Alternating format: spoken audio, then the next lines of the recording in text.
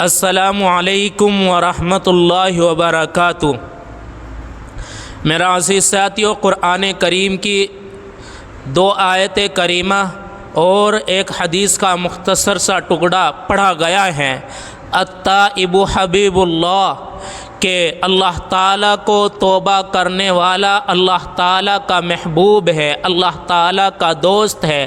اللہ تعالیٰ نے قرآن کریم میں فرمایا ان اللہ یحب التوابین ویحب المتطہرین، کہ اللہ تعالیٰ توبہ کرنے والوں کو پسند فرماتے ہیں، یعنی اللہ تعالیٰ کو وہ شخص، وہ اشخاص بڑے پسندیدہ ہیں جو اللہ تعالیٰ کے سامنے ندامت کے ساتھ، عاجزی کے ساتھ، انکساری کے ساتھ توبہ اور وہ استغفار کرتے ہیں۔ کیونکہ اگر انسان گناہ کرتا رہتا ہے اور گناہوں سے توبہ نہیں کرتا تو اس کے دل کو سکون نہیں ملتا، اس کو رات کو نیند نہیں آتی، وہ پریشان ہو جاتا ہے۔ اصل زندگی کی کامیابی ہماری اللہ تعالیٰ کے حکموں کے مطابق گزارنا ہے۔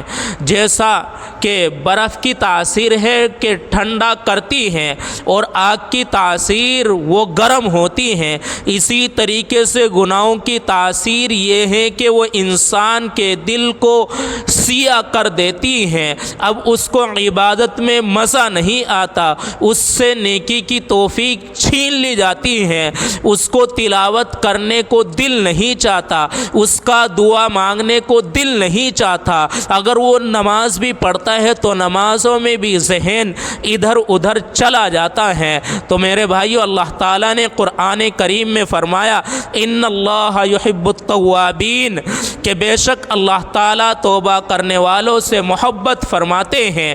اب ہمیں چاہیے کہ ہم اللہ تعالیٰ کے محبوب اور نیک بندوں میں شامل ہو، اور اس کے لیے ہم اپنے آپ کو گناہوں سے بچ کر، گناہوں سے بچا کر اپنی لائف کو، اپنی زندگی کو گزارے، کیونکہ حالات اس قدر تیزی سے انگڑائی لے رہے ہیں کہ جہاں بارش کی ضرورت ہے وہاں بارش نہیں ہو رہی ہے، اور جہاں بارش کی ضرورت ہے لیکن ضرورت سے زائد وہاں پر بارش موسلادھار پڑ رہی ہے، جس سے لوگ متاثر ہو کر، جس سے لوگ ہلاکت اور تباہی اور بربادی کے تک پہنچ چکے ہیں کہ وہاں لوگوں کی جانیں اور مالی اور چوپائے بہت سارے ڈوب جاتے ہیں۔ تو میرے بھائیو، یہ سب کچھ ہمارے گناہوں کی وجہ سے ہوتا ہے کہ ہمیں اللہ تعالیٰ سے معافی مانگنی چاہیے، استغفار کرنا چاہیے اور صدقہ کرتے رہے۔ صدقہ جو ہوتا ہے وہ بیماریوں کو، پریشانیوں کو، مصیبت کو دور کرتا ہے۔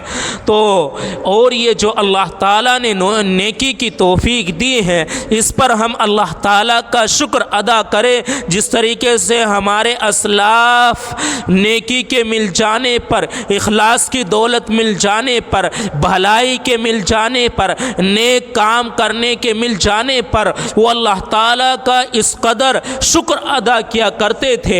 ایک صحابی کے بارے میں لکھا ہے مولانا پیر ذوالفقار نقشبندی علیہ الرحمہ نے، کہ ایک صحابی رو رہے ہیں اور بہت زیادہ رو رہے ہیں۔ ان کے دوست نے پوچھا کیا ہوا، کوئی غلطی ہو گئی ہے؟ ان کے سامنے زمین پر گندم کا دانہ پڑا ہوا تھا۔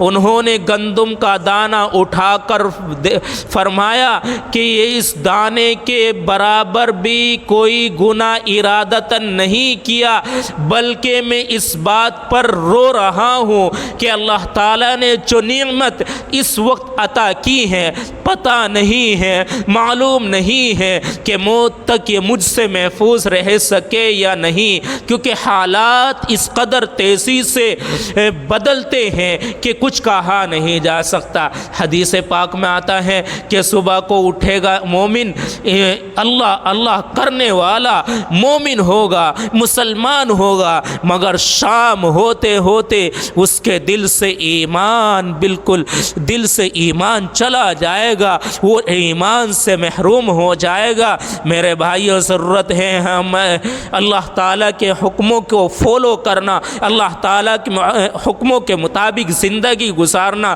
اور جو اللہ تعالیٰ نے قرآن کریم میں ہمارے لیے راستے بتلائے ہیں اس پر چل کر اپنی زندگی گزاریں، ہم اپنے گناہوں سے توبہ کریں اور آئندہ نیکوکاروں کی میں زندگی گزارنے کا عہد کریں۔ دوسری بات یہ ہے کہ ہم استغفار کریں۔ استغفار کہتے ہیں گزرے ہوئے گناہوں پر اللہ تعالیٰ کے سامنے نادم ہونا، شرمندہ ہونا، جس طرح